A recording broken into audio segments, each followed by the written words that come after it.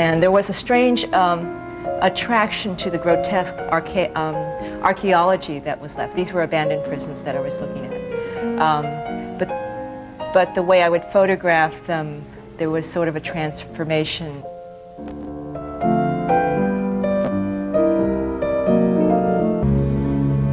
As far back as I can remember, I was always drawing, and I never thought about it seriously, although my mother tells me that when I was about 7 or 8, I told her I was going to be an artist or else a dancer.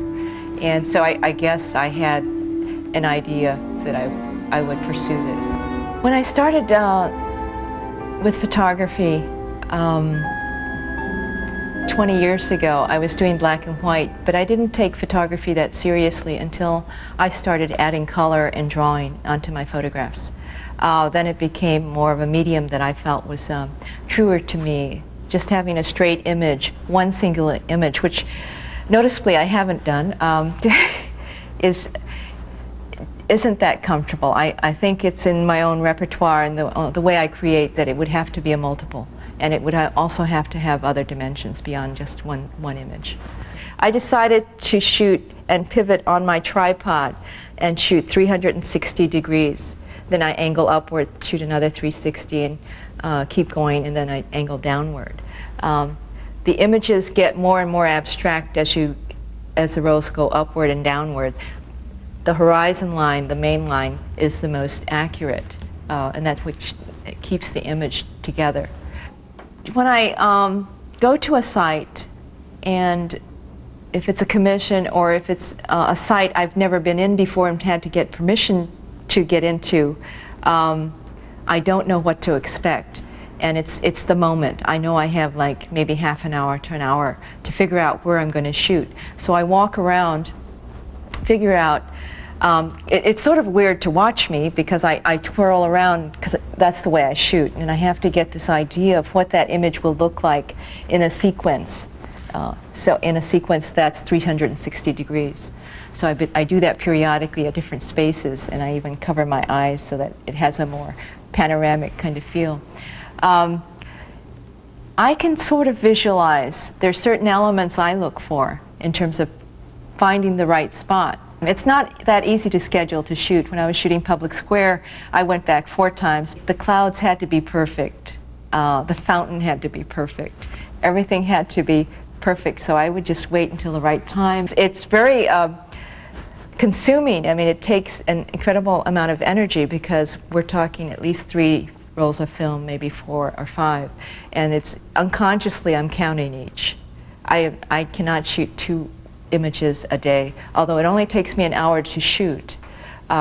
Somehow I think my mind has unconsciously counted all those images, so the second image I'm too exhausted to do. It just doesn't come out.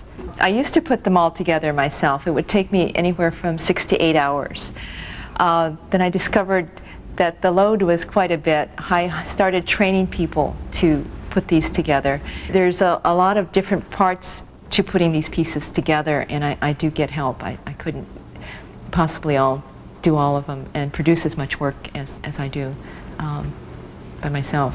When I started shooting panoramic photo collages in 1985, I was very much attracted to the flats, the abandoned industrial sites, the end of that era. And what automatically followed for me was, especially after reading an article about a Superfund site close by in Illyria, was this curiosity about how to make impact with that subject matter. Some of these sites look so everyday and bucolic and pristine and pretty, and the irony is that you can't see the pollution, that there's another layer in the photograph that we don't actually see. We see the surface, but there's something beyond the surface that's affecting everybody.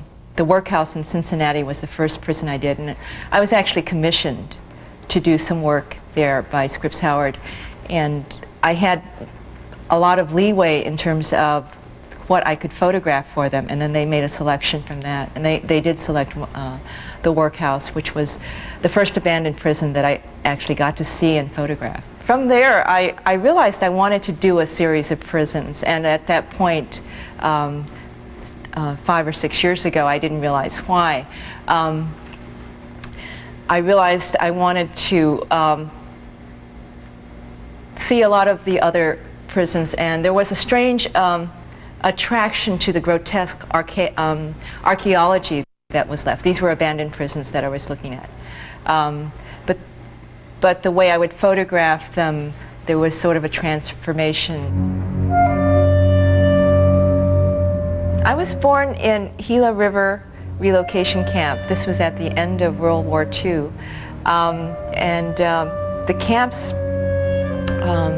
as we refer to them, may sound benign, but during World War II, after the bombing of Pearl Harbor, there were many Japanese Americans who were citizens in the United States who were imprisoned in war relocation camps.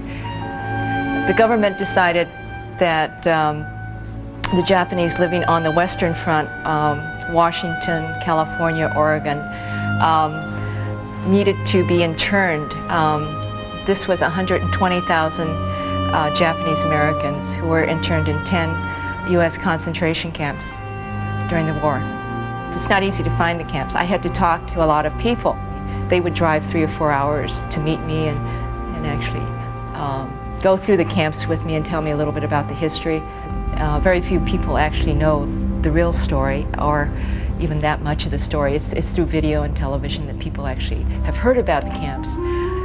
When I started this series, my audience was the Japanese American community. And there's just a handful here in Cleveland, but there is a larger community, and internationally people are interested in what I'm doing. I was just really amazed that that all of a sudden with this series that it's in demand. I mean, they want it in London, they want it in Japan, and so it's really important not to close off yourself in terms of audience, not to just see the audience as Cleveland. I think by working on the relocation camp series that I was able to satisfy some need, some frustration about dealing with that issue that was so personal to my family.